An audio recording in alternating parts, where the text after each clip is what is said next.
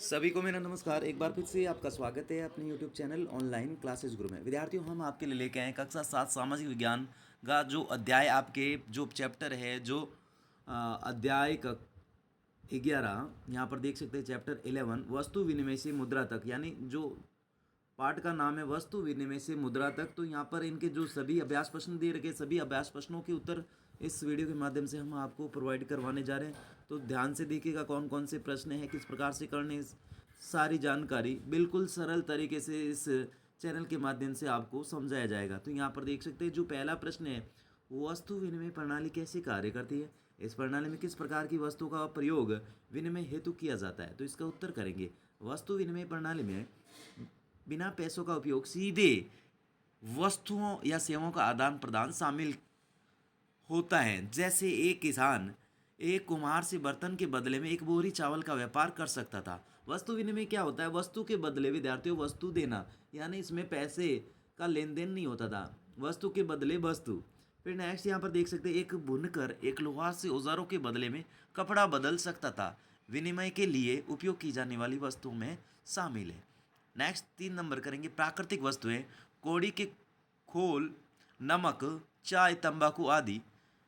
4 में करेंगे कृषि वस्तुएं, अनाज, पशुधन। पशुधन में क्या आएगा? गाय, बकरी, भेड़, घोड़े आदि। फिर 5 नंबर में करेंगे हस्त निर्मित वस्तुएं, यानी हाथों से जो निर्मित वस्तुएं हैं, जैसे कपड़ा, कॉर्नियल, मोती आदि। नेक्स्ट जो देख सकते हैं प्रश्न संख्या 2 आपके सामने स्क्रीन पर।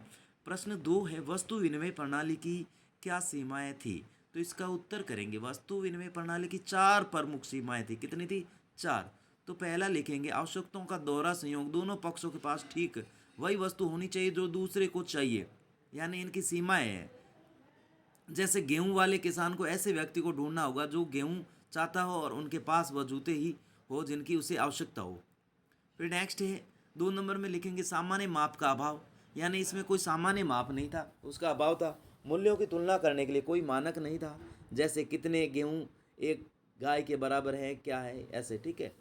फिर 3 नंबर जो लिखेंगे, अविभाज्यता, कुछ वस्तुओं को विभाजित नहीं किया जा सकता, जैसे आप छोटी वस्तु खरीदने के लिए एक जीवित बकरी को विभाजित नहीं कर सकते। फिर नेक्स्ट लिखेंगे, भंडारण, परिवहन संबंधी समस्याएं, जल्दी खराब होने वाली वस्तु जैसे अनाज खराब हो सकती हैं, भारी बड़ी वस्तुओं जैसे पत्थर को ले जाना मुश्किल था। नेक्स्ट देखिएगा। नेक्स्ट है विद्यार्थियों प्रश्न संख्या 3 स्क्रीन पर आपके सामने। भारतीय प्राचीन सिक्कों की मुख्य विशेषताएं क्या है? तो इसका उत्तर करेंगे, प्राचीन भारतीय सिक्कों की मुख्य विशेषताएं सामग्री, तांबा, चांदी, तांबा, सोना, मिश्र धातु जैसे धातु से बने होते हैं। धातु के अनुसार शासन की संपन्नता जुड़ी होती है। आकृति, सामग्री हो गया। फिर नेक्स्ट देखिएगा, आकृति में लिखेंगे, अग्रभाग शासकों के चित्र जैसे गुप्त राजा या प्रतीक जैसे चोल राजवंश का बाघ प्रतीक। पृष्ठभाग धार्मिक रूपांकन जैसे वरा अवतार, प्रकृति जैसे पेड़, जानवर या व्यापारिक वस्तुएं जैसे जहाज की आकृति बनी होती है। फिर 3 नंबर लिखेंगे, शिलालेख। शिलालेख ब्राह्मी या संस्कृत लिपि में राजाओं के नाम जैसे समुद्रगुप्त या राजवंशों के नाम प्रदर्शित होते थे। फिर लिखेंगे, जहाँ सिक्कों को गढ़ा जाता था उस टकसाल की निशानी। फिर नेक्स्ट लिखेंगे, आकार और माप अनियमित पंच चिन्हित सिक्के। 6ठी शताब्दी ईसा पूर्व मानकीकृत गोल सिक्कों मौर्य युग में परिवर्तित कर दिए गए। उद्देश्य, उद्देश्य 5 में लिखेंगे, उद्देश्य शाही अधिकार को दर्शाते थे और साम्राज्य में व्यापार को सुगम बनाते थे। जैसे चालुक्य सिक्कों में एक तरफ विष्णु के वरा अवतार और दूसरी तरफ एक शाही छत्र था। नेक्स्ट जो प्रश्न संख्या 4 है आपके सामने स्क्रीन पर, समय के साथ मुद्रा विनिमय के माध्यम के रूप में कैसे परिवर्तित हुई? तो इसका उत्तर करेंगे, धन 5 प्रमुख चरणों में विकसित हुआ। वस्तु विनिमय सीधे वस्तुओं और सेवाओं का आदान प्रदान, जैसे औजारों के बदले फसल, वस्तु, मुद्रा, मानकीकृत मूल्यवान वस्तुएं, कौड़ी का खोल, नमक, धातु के सिक्के, शासकों के निशान वाले ढाले हुए सिक्के, चांदी, सोना, जो 6ठी शताब्दी ईसा पूर्व बनाए गए। तो विद्यार्थियों जिन्होंने चैनल को सब्सक्राइब नहीं किया तो प्लीज़ चैनल को सब्सक्राइब कीजिएगा, वीडियो को लाइक कीजिएगा, वीडियो को शेयर कीजिएगा, ताकि मेरे चैनल पर जो वीडियो अपलोड हो आपके पास नोटिफिकेशन पहुंच सके। इस नोटिफिकेशन के माध्यम से अपना सारा संपूर्ण हल कर सके। तो प्लीज़ वीडियो को लाइक कीजिएगा और चैनल को सब्सक्राइब कीजिएगा। नेक्स्ट हाँ, यहाँ पर देख सकते हैं, कागजी मुद्रा, हल्के नोट जो भारत में 1861 में शुरू किए गए। डिजिटल मुद्रा, कैशलेस लेन देन, जिसमें यूपीआई क्यूआर कोड से मुद्रा लेन देन शामिल होता है। नेक्स्ट है, प्रत्येक चरण ने पिछली सीमाओं को आसान किया। सो आयता में सिक्के कागज के नोट में बदले विभाजिता से डिजिटल भुगतान में आसानी और सार्वभौमिक स्वीकृति मिली। जैसे एक किसान ने एक बार जूतों के बदले गेहूं का व्यापार किया था, आज वे डिजिटल रूप में फसल बेचने के लिए एक क्यूआर कोड स्कैन करते हैं। नेक्स्ट देखिएगा। नेक्स्ट प्रश्न संख्या 5, प्राचीन काल में कौन से कदम उठाए गए होंगे जिसमें भारतीय सिक्के विभिन्न देशों में विनिमय का माध्यम बन सके। इसका उत्तर करेंगे प्राचीन काल में भारतीय सिक्कों को अंतर्राष्ट्रीय मुद्रा के रूप में स्थापित करने के लिए कई रणनीतिक कदम उठाए गए थे। एक नंबर में लिखेंगे मानकीकरण, सम्मान, वजन, आकार और धातु की शुद्धता सुनिश्चित करना, जैसे गुप्त काल में सोने के सिक्के। अ, दूसरा लिखेंगे पहचान योग्य बनावट, व्यापक रूप से स्वीकृत प्रतीकों वाले सिक्के ढालना, जैसे शाही चित्र, देवी लक्ष्मी और देवी देवताओं के चित्र। 3 नंबर में लिखेंगे उच्च मूल्य की धातुएं, सोने और चांदी का उपयोग करना जिनकी सार्वभौमिक स्वीकार्यता हो। 4 नंबर में लिखेंगे व्यापारिक गठबंधन, प्रमुख मार्गों के साथ सिक्कों का प्रचलन। नेक्स्ट लिखेंगे 5 नंबर शाही गारंटी, शक्तिशाली साम्राज्य जैसे मौर्यकालीन पंचचिन्हिक सिक्के की प्रतिष्ठा के साथ मुद्रा का समर्थन करना। फिर 6 नंबर में लिखेंगे स्पष्ट मूल्य वर्ग, विदेशी बाजारों में आसान रूपांतरण के लिए मूल्यों को चिन्हित करना, जैसे दक्षिण भारत में पाए जाने वाले रोमन सिक्के सीमा पार स्वीकृति को दर्शाते हैं। नेक्स्ट देखिएगा प्रश्न संख्या 6। प्रश्न 6 है अर्थशास्त्र की निम्नलिखित पंक्तियां पढ़े। 60 पणों का एक वर्ष का वेतन प्रतिदिन एक अथक अनाज से प्रतिस्थापित हो सकता है जो 4 बार के भोजन के लिए पर्याप्त था। एक एक अधिक लगभग 3 किलोग्राम के बराबर यह एक पण के मूल्य के विषय में क्या बताता। पड़ोसी की सहायता न करने की दंड 100 पण था। इसकी तुलना वार्षिक वेतन से करें। इससे आप मानवीय मूल्यों के बारे में क्या निष्कर्ष निकाल सकते हैं जो इसके माध्यम से प्रोत्साहित किए जा रहे हैं। उत्तर वार्षिक वेतन 60 पण प्रतिदिन एक अथक अनाज, एक अथक ऑब्लिक आडक बराबर 3 किलोग्राम अनाज, एक वर्ष में आवश्यक कुल अनाज बराबर 365 × 3 यानी 1095 किलोग्राम। इसलिए 1095 किलोग्राम अनाज बराबर 60 पण। एक पण बराबर 1095/60 बराबर 18.25 किलोग्राम अनाज। इसका मतलब है कि उस समय का एक पण से 18.25 किलोग्राम अनाज खरीदा जा सकता था, जो लगभग 6 दिनों के भोजन के बराबर था।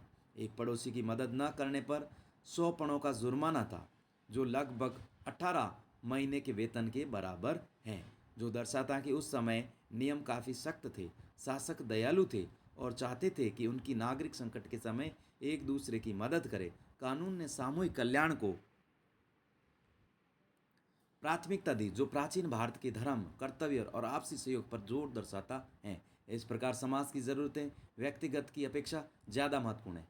प्रश्न संख्या 7 करेंगे एक नाटक लिखिए और उसका मंचन कीजिए जिसमें यह दिखाया जाए कि लोग एक दूसरे को कौड़ी कवच को विनिमय के माध्यम के रूप में प्रयोग करने के लिए कैसे तैयार कर सकें होंगे।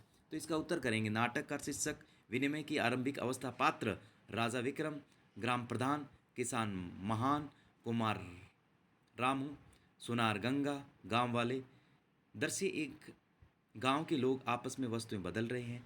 मोहन, मुझे कुछ नए मिट्टी के घड़े चाहिए लेकिन मेरे पास देने के लिए सिर्फ गेहूं है। रामू, मुझे तो गेहूं की जरूरत नहीं है, मुझे तो तांबे के बर्तन चाहिए। मोहन, तो अब मैं क्या करूं, आप मेरी मदद कर सकते हैं क्या। दोनों में कोई बात नहीं बनती। दृश्य 2 ग्राम सभा में चर्चा। राजा विक्रम, लोगों को वस्तुओं के विनिमय में कठिनाई हो रही है, कुछ ऐसा उपाय होना चाहिए जिससे सभी लेन देन कर सकें। गंगा, हम कौड़ियों का उपयोग कर सकते हैं, यह हर जगह मिलती है और सभी इसे पहुंचाते भी हैं। ग्राम प्रधान, सही कहा, कौड़ी का मूल्य तय कर दिया जाए, जैसे 10 कौड़ी में एक घड़ा और 5 कौड़ी में एक सेर गेहूँ। सभी सहमति पर सिर हिलाते हैं। नेक्स्ट देखिएगा। दृश्य 3 नया बाजार, लोग कौड़ियों से वस्तुएं खरीद बेच रहे हैं। नेक्स्ट देखिएगा। मोहन, रामू, ये लो 10 कौड़ी और 2 घड़े के दो। रामू, जरूर, अब तो व्यापार आसान हो गया। गंगा, देखो अब झगड़ा खत्म हो गया, सबको समान माप पर सम्मान मिल रहा है। दृश्य 4 समापन। राजा विक्रम, आज से हमारे राज्य में कौड़ी, कवच और ऐसी अन्य वस्तुएं विनिमय का माध्यम होगी। यह हमारे व्यापार को सरल और सबके लिए उपयोगी बना देगा। तालियों की गूंज के साथ पर्दा गिरता है। नाटक का महत्व। छात्रों के द्वारा नाटक मंचन से वस्तु विनिमय की चुनौतियों और मुद्रा के महत्व का अनुभव होता है। नेक्स्ट देखिएगा। नेक्स्ट प्रश्न 8 है भारत में भारतीय रिजर्व बैंक ही कागजी मुद्रा को छापने व वितरण करने का एकमात्र वैधानिक स्रोत है। नोटों की अवैध छपाई और उनके दुरुपयोग को रोकने के लिए भारतीय रिजर्व बैंक ने कई सुरक्षा कदम उठाए। पता लगाइए कि ऐसे कुछ उपाय कौन से हैं और अपनी कक्षा में उनको चर्चा कीजिए। उत्तर लिखेंगे मुख्य सुरक्षा विशेषताएं।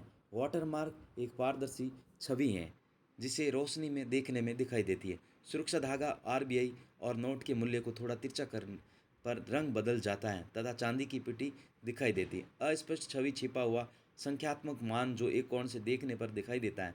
छोटी लिखावट आवेदन के तहत पटनी छोटे आरबीआई शब्द फ्लोरेसेंट शाही पराबैंगनी प्रकाश से इस यह शाही चमकती हैं जो नंबर पैनल पर होती हैं।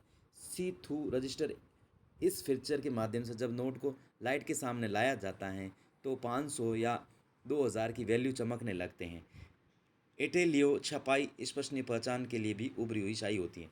नेक्स्ट देखिएगा, कक्षा चर्चा बिंदु। ये विशेषताएं जालसाजी को कैसे रोक सकती हैं। जैसे माइक्रो प्रिंटिंग के लिए उन्नत तकनीक की आवश्यकता होती है।